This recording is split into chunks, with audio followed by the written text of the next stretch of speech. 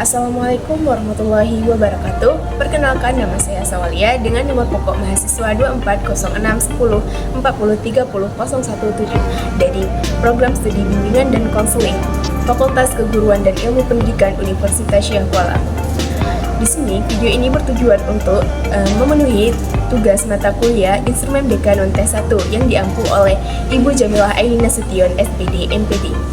Di sini saya akan menginterpretasikan hasil olah data dari inventory tugas perkembangan, yaitu ITP. Nah, yang pertama ada interpretasi berdasarkan profil kelompok. Nah, di sini ada tabel yang menunjukkan 11 aspek perkembangan mahasiswa yang masing-masing memiliki nilai rata-rata capaian perkembangan serta data statistik tambahan seperti maksimum, minimum, range, nilai K, dan nilai P. Nah, di rata-rata capaian perkembangan mahasiswa, semua aspek perkembangan menunjukkan rata-rata capaian sebesar 5,5. Nah, di aspek dengan nilai tertinggi berada pada aspek kesadaran tanggung jawab atau KTJ dan peran sosial sebagai pria atau wanita atau PSP garis miring W dengan rata-rata capaian perkembangan 5,7. Ini berarti bahwa mahasiswa menunjukkan kesadaran tanggung jawab dan kesadaran peran gender yang baik.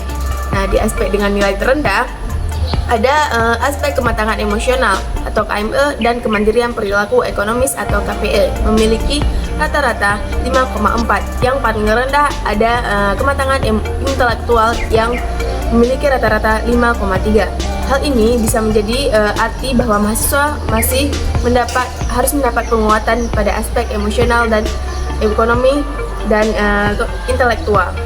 Nah, di range nilai ada range tertinggi ada pada aspek kematangan emosional atau KME dengan selisih 2,2 antara nilai maksimum atau bernilai 6,7 atau minimum bernilai 4,5.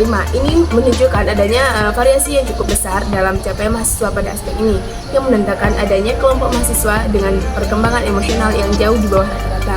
Nah, range terkecil ada pada kesadaran tanggung jawab atau KTJ yaitu 1,3 yang menunjukkan capaian yang lebih merata di antara mahasiswa. Nah, di nilai K dan P, nilai K semuanya bernilai 5,17 menunjukkan koefisien yang stabil di semua aspek. Nah, di nilai P berkisar antara 0,3 hingga 0,4 yang kemungkinan besar menunjukkan tingkat signifikasi atau probabilitas nilai yang menunjukkan bahwa perbedaan dalam rata-rata capaian tidak signifikan secara statistik. Jika dilihat pada grafik, ada diagram batang berwarna biru yang berarti tingkat capaian perkembangan mahasiswa, sedangkan garis berwarna orange yang bernilai 5,5 artinya rata-rata tingkat capaian perkembangan mahasiswa secara keseluruhan. Nah, yang kedua ada interpretasi berdasarkan 8 butir tertinggi. Nah, di 8 butir tertinggi ini berarti mahasiswa sudah mencapai nilai yang optimal pada 8 aspek tertinggi. Nah, yang pertama bisa dilihat pada tabel itu ada berkisar nilainya dari 6,0 sampai 6,6. Di nilai 6,6 itu ada pada aspek landasan hidup religius. Sedangkan di nilai 6,0 itu ada beberapa aspek yang dimana aspeknya itu terdiri dari kesadaran tanggung jawab yang muncul 2 kali, landasan hidup religius, dan yang terakhir ada di wawasan dan persiapan karir.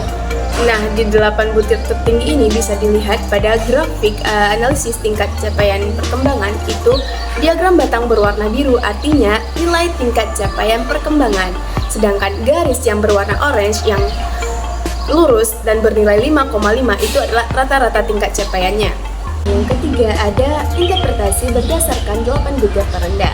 Nah, di sini 8 butir terendah ini ada 8 aspek yang membutuhkan pengoptimalan lebih lanjut. Bisa dilihat pada tabelnya, nilai terendah dimulai dari 4,7 di aspek kesadaran tanggung jawab dan diikuti oleh kematangan intelektual yang bernilai 4,8.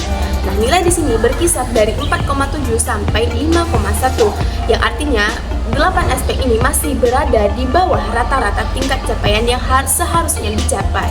Nah, pada grafik analisis tingkat capaian perkembangan di 8 butir terendah ini sama halnya dengan di 8 butir tertinggi, di mana diagram batang berwarna biru itu artinya nilai tingkat capaian aspek perkembangan, sedangkan garis berwarna orange yang memiliki nilai 5,5 itu artinya rata-rata tingkat capaian.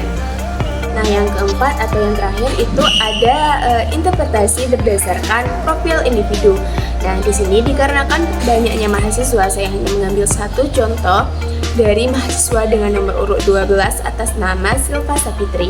Nah, di sini mahasiswa atas nama Silva Sapitri memiliki nilai tertinggi pada aspek landasan hidup religius, peran sosial pria atau wanita, landasan perilaku etis, dan wawasan persiapan karier. Nah, yang terendah atau yang masih di bawah garis rata-rata, nilai rata-rata itu ada pada aspek persiapan diri untuk pernikahan dan kehidupan berkeluarga, kemandirian perilaku ekonomis, kematangan intelektual, kematangan emosional, kematangan hubungan dengan teman sebaya, dan yang terakhir ada penerimaan diri dan pengembangannya. Nah, bisa dilihat pada grafik profil tingkat capaian perkembangan mahasiswa, diagram batang berwarna biru artinya ialah tingkat capaian perkembangan, sedangkan garis lurus yang bernilai 5,4 itu artinya rata-rata capaian perkembangan. Nah, itulah tadi 4 penjelasan mengenai interpretasi data-data dari hasil olah data ITP. Atas perhatiannya saya ucapkan terima kasih. Wassalamualaikum warahmatullahi wabarakatuh.